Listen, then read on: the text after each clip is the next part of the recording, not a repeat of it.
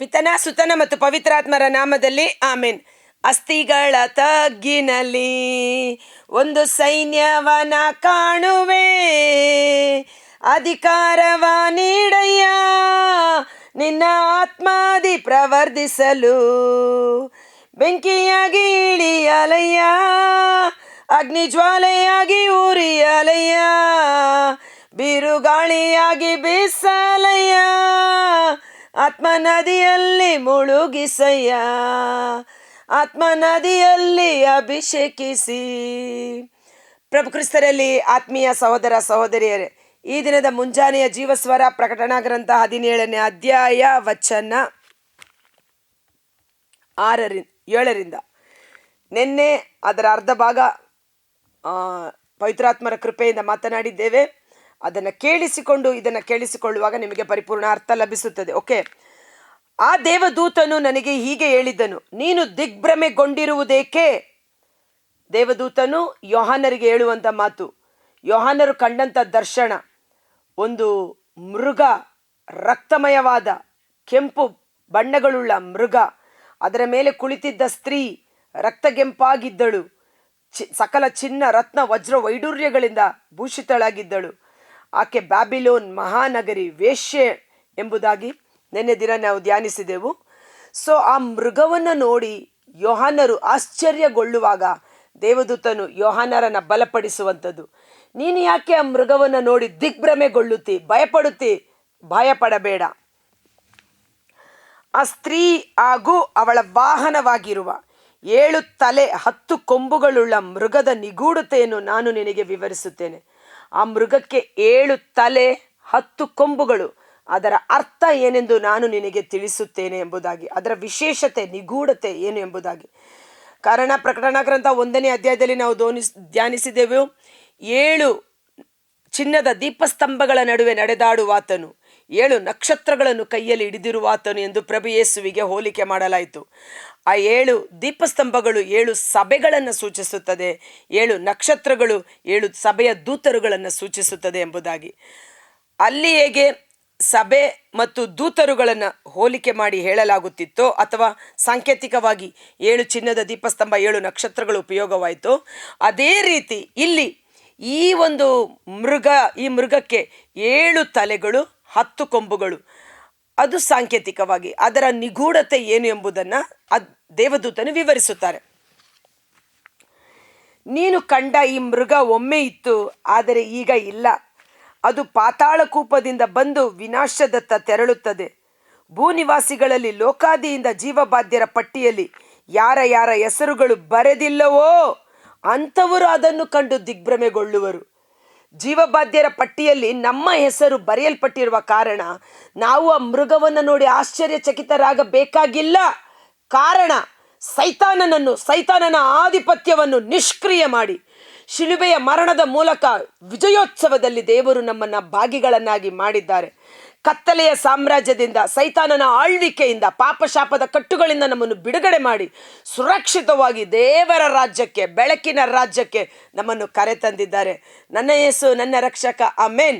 ಜೀವಬಾಧ್ಯರ ಪಟ್ಟಿಯಲ್ಲಿ ಯಾರ ಹೆಸರು ಬರೆಯಲ್ಪಟ್ಟಿಲ್ಲವೋ ಅವರು ಭಯಭ್ರಾಂತರಾಗುವರು. ಕಾರಣ ಅವರು ಆ ಮೃಗವನ್ನು ಆರಾಧನೆ ಮಾಡಿರುತ್ತಾರೆ, ಆ ಮೃಗವನ್ನು ವಿಶ್ವಾಸ ಮಾಡಿ, ಆ ಮೃಗವನ್ನು ಅನುಸರಣೆ ಮಾಡಿರ್ತಾರೆ.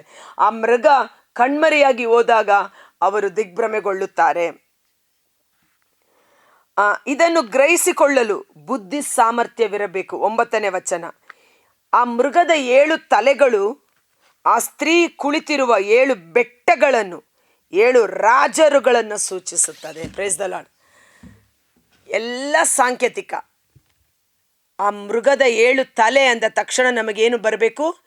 ಈ ಭೂಲೋಕವನ್ನು ಆಳುವಂಥ 7 ರಾಜರುಗಳು, 7 ಬೆಟ್ಟಗಳು, ಅಂದರೆ ಬೆಟ್ಟಗಳುಳ್ಳ ಪ್ರದೇಶ, 7 ದೇಶಗಳು. ಈಗ ನೋಡಿ, ನನಗೆ ಅಷ್ಟಾಗಿ ಗೊತ್ತಿಲ್ಲ, ಏನು ಜಾಗ್ರಫಿ ಅಲ್ವಾ, ಮ್ಯಾಪ್ ಬಗ್ಗೆ ಎಷ್ಟು ಖಂಡಗಳಿವೆ ಅಂತಾರೆ. 7 ಖಂಡಗಳಿರ್ಬೋದು ಅನಿಸುತ್ತೆ, ನನಗೆ ಸರಿಯಾಗಿ ಗೊತ್ತಿಲ್ಲ. ಗೊತ್ತಿದ್ದರೆ ಕಮೆಂಟ್ ಬಾಕ್ಸಲ್ಲಿ ಹಾಕಿ. ಏಷ್ಯಾ ಖಂಡ, ಯುರೋಪ್ ಖಂಡ ಅಲ್ವಾ, ಹೀಗೆ ಕರ್ನಾಟಕದಲ್ಲಿ ಇಷ್ಟು ಜಿಲ್ಲೆಗಳಿವೆ, ಬೆಂಗಳೂರಿನಲ್ಲಿ ಎಷ್ಟು ತಾಲೂಕುಗಳಿವೆ, ಕರ್ನಾಟಕದಲ್ಲಿ ಎಷ್ಟು ಜಿಲ್ಲೆ ತಾಲೂಕುಗಳಿವೆ, ಆ ರೀತಿ ಭಾರತ ದೇಶದಲ್ಲಿ ಎಷ್ಟು ರಾಜ್ಯಗಳಿದೆ, ಹೀಗೆ ಇಡೀ ದೇಶದಲ್ಲಿ ಎಷ್ಟು ಖಂಡಗಳು ಅನ್ನೋ ರೀತಿಯಲ್ಲಿ ವಿಭಾಗ ಮಾಡಿರುವಾಗ ಬಹುಶಃ ಅದು 7 ಅನ್ನು ಸೂಚಿಸಬಹುದು. ನನಗೆ ಕರೆಕ್ಟಾಗಿ ಗೊತ್ತಿಲ್ಲ, ಹಿಸ್ಟ್ರಿನಲ್ಲಿ ಎಲ್ಲೋ ಓದಿದ ನೆನಪು ಅಷ್ಟೇ. ಆದರೆ 7 ಬೆಟ್ಟಗಳು, 7 ರಾಜರುಗಳು, ಏಷ್ಯಾ ಖಂಡ ಅಂದರೆ ಆ ಖಂಡವನ್ನು ಆಳುವ ಒಬ್ಬ ರಾಜ, ಇನ್ನೊಂದು ಖಂಡ ಅಂದರೆ ಅದನ್ನಾಳುವ ರಾಜ ಅನ್ನುವ ರೀತಿಯಲ್ಲಿ. ಯುರೋಪ್ ಕಂಟ್ರೀಸ್ ಅಂತೀವಿ, ಯುರೋಪ್ ಖಂಡ, ಸೊ ಅದನ್ನಾಳುವ ರಾಜ. 7 ಬೆಟ್ಟಗಳು 7 ರಾಜರುಗಳನ್ನು ಸೂಚಿಸುತ್ತದೆ. ಇದು ಆ ಮೃಗಕ್ಕಿರುವ 7 ತಲೆಗಳು ಅನ್ನುವ ರೀತಿಯಲ್ಲಿ. Praise the lord. ಈ 7 ರಾಜರಲ್ಲಿ ಈಗಾಗಲೇ 5 ಮಂದಿ ಪತನ ಹೊಂದಿದ್ದಾರೆ. ಆ 5 ರಾಜರುಗಳು ಈಗಾಗಲೇ ಪತನ ಹೊಂದಿದ್ದಾರೆ. ಒಬ್ಬ ರಾಜ ಈಗ ಆಳುತ್ತಿದ್ದಾನೆ ಪ್ರೆಸೆಂಟ್, ಮತ್ತೊಬ್ಬ ಇನ್ನೂ ತಲೆದೋರಿಲ್ಲ. ಅವನು ಬಂದಾಗ ಕೊಂಚ ಕಾಲ ಮಾತ್ರ ರಾಜ್ಯವಾಳುತ್ತಾನೆ. ಹಿಂದೊಮ್ಮೆ ಇದ್ದು ಈಗ ಇಲ್ಲದಿರುವ ಮೃಗ 8ನೆಯ ರಾಜನನ್ನು ಸೂಚಿಸುತ್ತದೆ. ಅದು ಆ 7 ಮಂದಿಗೆ ಸೇರಿದುದು ವಿನಾಶದತ್ತ ತೆರಳುವಂಥದ್ದು. ಸೊ 5 ರಾಜರುಗಳು ಈಗಾಗಲೇ ಪತನ ಹೊಂದಿದ್ದಾರೆ. ಸೊ ಇದರ ಬಗ್ಗೆ ಓದುವಾಗ ನಾನು ಇವಾಗಲೇ ಹೇಳ್ತೀನಿ, ನನಗೆ ಎಷ್ಟು ಪವಿತ್ರಾತ್ಮರು ಜ್ಞಾನ ಕೊಡುತ್ತಾರೋ ಅಥವಾ ಪ್ರಕಟಿಸುತ್ತಾರೋ ಅಷ್ಟನ್ನು ಮಾತ್ರ ನಾನು ಸರ್ಫೇಸ್ ಲೆವೆಲಲ್ಲಿ ನಾನು ಮಾತನಾಡ್ತಾ ಇದ್ದೇನೆ ಅಂದರೂ ತೊಂದರೆ ಇಲ್ಲ. ತೀರಾ ನಾನು ಡೆಪ್ತಿಗೆ ಹೋಗಲಿಲ್ಲ ಅಂದರೂ ತೊಂದರೆ ಇಲ್ಲ. ಕಾರಣ ವಾಕ್ಯದ ಆಧಾರವಿಲ್ಲದೆ ನಾನು ಬೇರೆ ಯಾವುದನ್ನು ಆಧಾರವಾಗಿ ತೆಗೆದುಕೊಂಡಿಲ್ಲ. ಆ 7 ರಾಜರುಗಳಲ್ಲಿ ಈಗಾಗಲೇ 5 ಮಂದಿ ಇದ್ದಾರೆ ಅಂತ ಹೇಳುವಾಗ ಇದರ ಕುರಿತು, ಈ ರಾಜರುಗಳು ಅವರ ಆಳ್ವಿಕೆಯ ಕುರಿತು ಮಾತನಾಡುವುದಾದರೆ ನಮಗೆ ಸಿಗುವಂಥ ಒಂದು ಸ್ಪಷ್ಟವಾದ ವಿವರಣೆ ದಾನಿಯೇಲನ ಗ್ರಂಥ 2ನೇ ಅಧ್ಯಾಯದಲ್ಲಿ ನಾವು ನೋಡುತ್ತೇವೆ ಈ 5 ರಾಜರುಗಳ ಬಗ್ಗೆ. ಓಕೆ, ದಾನಿಯೇಲನ ಕಾಲದಲ್ಲಿ ಬ್ಯಾಬಿಲೋನ್, ಚೆನ್ನಾಗಿ ತಿಳಿಸ್ಕೊಳ್ಳಿ, ಬ್ಯಾಬಿಲೋನ್ ದೇಶದಲ್ಲಿ ಇಸ್ರಾಯೇಲರು ದಾಸತ್ವದಲ್ಲಿ ಹೋಗಿರುತ್ತಾರೆ. ಅಂಥ ಸಮಯದಲ್ಲಿ ಅರಸನಾದ ನೆಬೂಕದ್ನೆಚ್ಚರಿಗೆ ಒಂದು ಕನಸು ಬೀಳುತ್ತದೆ. ಆ ಕನಸಿನ ಅರ್ಥ ಗೊತ್ತಿಲ್ಲದೆ ತತ್ತರಿಸಿ ಹೋಗುವಾಗ ದಾನಿಯೇಲನು ಪವಿತ್ರಾತ್ಮರ ಕೃಪೆಯಿಂದ ರಹಸ್ಯಗಳನ್ನು, ನಿಗೂಢಗಳನ್ನು, ಕತ್ತಲಲ್ಲಿ ಬಚ್ಚಿಟ್ಟಿದ್ದನ್ನು ಬೆಳಕಿಗೆ ತರುವ ಸರ್ವಶಕ್ತನ ದೇವರ ಜ್ಞಾನದಿಂದ ತುಂಬಿದವನಾಗಿ ರಾಜನ ಕನಸನ್ನು, ಕನಸಿನ ಅರ್ಥವನ್ನು ಹೇಳುತ್ತಾನೆ. ನೀವು ಫ್ರೀಯಾಗಿರುವಾಗ ಓದಿ ದಾನಿಯೇಲನ ಗ್ರಂಥ 2ನೇ ಅಧ್ಯಾಯ ವಚನ 31ರಿಂದ. ಅದು 4-5 ಭಾಗದಲ್ಲಿ ಆ ಒಂದು ಶರೀರವನ್ನು ಓದ್ಬಿಡ್ತೀನಿ, ಕೇಳಿಸ್ಕೊಳ್ಳಿ ಹೋಗ್ಲಿ. ರಾಜರೇ ಕೇಳಿ, ತಾವು ಕಂಡದ್ದು ಒಂದು ಅದ್ಭುತ ಪ್ರತಿಮೆ, ಒಂದು ಪ್ರತಿಮೆ, ತಳತಳನೆ ಹೊಳೆಯುವ ದೊಡ್ಡ ಪ್ರತಿಮೆ ನಿಮ್ಮೆದುರಿಗೆ ನಿಂತಿತು. ಇಮ್ಯಾಜಿನ್ ಮಾಡ್ಕೊಳ್ಳಿ, ಒಂದು ದೊಡ್ಡ ಪ್ರತಿಮೆ, ಓಕೆ, ಭಯಂಕರವಾಗಿ ಕಾಣಿಸುತ್ತಿತ್ತು. ಆ ಪ್ರತಿಮೆಯ ತಲೆ ಅಪ್ಪಟ ಬಂಗಾರ, ತಲೆಯ ಭಾಗ ಬಂಗಾರ, ಎದೆ ಮತ್ತು ತೋಳುಗಳು ಬೆಳ್ಳಿ, ಹೊಟ್ಟೆ ಸೊಂಟ ಕಂಚು, ಕಾಲು ಕಬ್ಬಿಣ, ಪಾದ ಕಬ್ಬಿಣ ಮತ್ತು ಮಣ್ಣಿನಿಂದ ಮಾಡಿದ್ದಾಗಿದೆ. ಓಕೆ,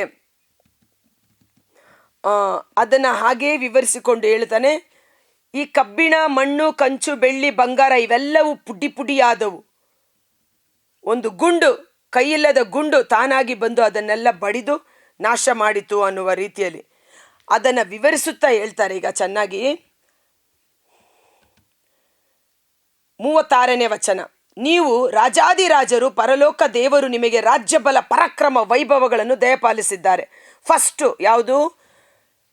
ತಲೆಯ ಭಾಗ ಅಪ್ಪಟ ಬಂಗಾರ. ಬ್ಯಾಬಿಲೋನ್ ನಗರದ ಆಳ್ವಿಕೆಯ ಸಮಯದಲ್ಲಿ ನಾವು ನೋಡುತ್ತೇವೆ. ದ ಫಸ್ಟ್ ಪೋರ್ಷನ್ ಅಪ್ಪಟ ಬಂಗಾರ. ಬ್ಯಾಬಿಲೋನ್ ನಗರ ಬಹಳ ಶಕ್ತಿ ಸಾಮರ್ಥ್ಯ ಉಳ್ಳದ್ದಾಗಿತ್ತು ಅನ್ನುವ ರೀತಿಯಲ್ಲಿ, ಚಿನ್ನದ ರೀತಿಯಲ್ಲಿ. ನರಮಾನವರು ವಾಸಿಸುವ ಸಕಲ ಪ್ರಾಂತ್ಯಗಳಲ್ಲಿ ದೇವರು ನಿಮ್ಮ ಕೈಗೆ ಒಪ್ಪಿಸಿದ್ದಾರೆ. ನಿಮ್ಮ ಕಾಲವಾದ ಮೇಲೆ ನಿಮಗಿಂತ ಬೀಳಾದ ಮತ್ತೊಂದು ರಾಜ್ಯ ತಲೆ ಎತ್ತಿಕೊಳ್ಳುವುದು. ಅರ್ಥ ಆಗ್ತಿದೆಯಲ್ಲ? ತಲೆ ಅಪ್ಪಟ ಬಂಗಾರ, ಚಿನ್ನದ್ದು. ದಾನಿಯೇಲ ಹೇಳ್ತಾನೆ, ಪರಲೋಕದ ದೇವರು ನಿಮ್ಮ ಕೈಗೆ ಸರ್ವಾಧಿಕಾರವನ್ನು ಒಪ್ಪಿಸಿಕೊಟ್ಟು ಎಲ್ಲವುಗಳ ಮೇಲೆ ದೊರೆತನ ಮಾಡಲು ನಿಮಗೆ ಕೊಟ್ಟಿದ್ದಾರೆ ಅಂತ. ನೆಬೂಕದ್ನೆಚ್ಚರ್ ರಾಜನ ಆಳ್ವಿಕೆಯ ಸಮಯ ಯಾವುದು? ಬ್ಯಾಬಿಲೋನ್ ಜನರೇಷನ್, ಬ್ಯಾಬಿಲೋನ್ ಸಂತತಿ ಆಳ್ವಿಕೆ ಮಾಡುತ್ತಿದ್ದಾಗ ಅದು ಅಪ್ಪಟ ಬಂಗಾರಕ್ಕೆ ಹೋಲಿಕೆಯಾಗಿತ್ತು. ತದನಂತರ ಹೇಳ್ತಾನೆ ದಾನಿಯೇಲ ಪ್ರವಾದಿ, ನಿಮ್ಮ ಕಾಲವಾದ ಮೇಲೆ ನಿಮಗಿಂತ ಬೀಳಾದ ಮತ್ತೊಂದು ರಾಜ್ಯ ತಲೆ ಎತ್ತಿಕೊಳ್ಳುವುದು, ಅನಂತರ ಬೇರೊಂದು ರಾಜ್ಯ ಕಂಚಿನದಾಗಿ ಕಾಣಿಸಿಕೊಳ್ಳುವುದು. ಎರಡನೆಯದಾಗಿ ಎದೆ ಮತ್ತು ತೋಳುಗಳು ಬೆಳ್ಳಿ, ಬ್ಯಾಬಿಲೋನರ ನಂತರ ಪರ್ಷಿಯನ್ನರ ಆಳ್ವಿಕೆಯನ್ನು ನಾವು ನೋಡುತ್ತೇವೆ. ಪರ್ಷಿಯನ್ನರ ನಂತರ ಸೊಂಟ ಕಂಚಿಗೆ ತುಂಬಿದ್ದು ಅದು ಗ್ರೀಕ್ ಜನಾಂಗದವರ ಆಳ್ವಿಕೆ ಅಂತ. ಕಾಲು ರೋಮ್ ಚಕ್ರವರ್ತಿಯ ರೀತಿಯಲ್ಲಿ, ರೋಮ್ ಚಕ್ರಾಧಿಪತ್ಯ, ರೋಮನ್ನರ ಆಳ್ವಿಕೆಯಲ್ಲಿ ನಡೆದಂಥ ಹಿಂಸೆ ಬಾಧೆಗಳು. ಕಾಲು ಕಬ್ಬಿಣದಂತೆ, ಕಬ್ಬಿಣ ಎಷ್ಟು ಗಟ್ಟಿಯೋ ಅಷ್ಟು ಕಠಿಣವಾದ ಆಳ್ವಿಕೆಯನ್ನು ಆ ರಾಜ್ಯಭಾರ ಅಥವಾ ಆ ಒಂದು ದೇಶ ಖಂಡಗಳಲ್ಲಿ ಪ್ರಾರಂಭ ಮಾಡಿದವು. ಕೊನೆಯದಾಗಿ ಪಾದ ಈಜಿಪ್ಟಿನದಾಗಿತ್ತು. ಅಲ್ಲಿ ಕಬ್ಬಿಣ ಮತ್ತು ಮಣ್ಣು, ಈಜಿಪ್ಟ್ ಅಂದರೆ ಎರಡೂ ಸೇರಿಕೊಳ್ಳುವುದು. ಕಬ್ಬಿಣ ಮಣ್ಣಿನೊಟ್ಟಿಗೆ ಹೇಗೆ ಒಂದಾಗಿ ಸೇರಿಕೊಳ್ಳುವುದಿಲ್ಲವೋ, ಮದುವೆ ಸಂಬಂಧದ ಮೂಲಕ ಕೊನೆ ಕಾಲದಲ್ಲಿ ಎರಡು ಒಟ್ಟಾಗಿ ಸೇರಿಕೊಳ್ಳುವುದು ಎಂದು. ಆದರೆ ತದನಂತರ ಹೇಳ್ತಾರೆ, ಈ 5 ರಾಜ್ಯಗಳು, ತಲೆ ಒಂದು ರಾಜ್ಯ ಅಂದರೆ ಅಪ್ಪಟ ಬಂಗಾರ ಬ್ಯಾಬಿಲೋನ್, ಎದೆ ಮತ್ತು ತೋಳುಗಳು ಕಂಚು ಅದು ಬೆಳ್ಳಿಯದು ಪರ್ಷಿಯನರ ಆಳ್ವಿಕೆಯ ಕಾಲ ಅಂತ ಹೇಳ್ಬೋದು.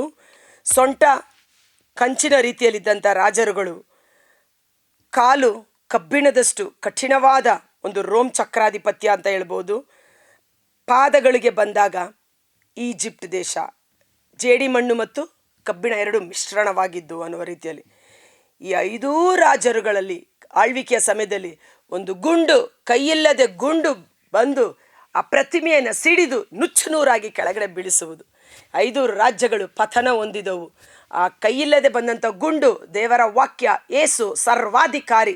ಅದನ್ನು ಮುಂದಿನ ವಚನದಲ್ಲಿ ನಾವು ನೋಡೋಣ.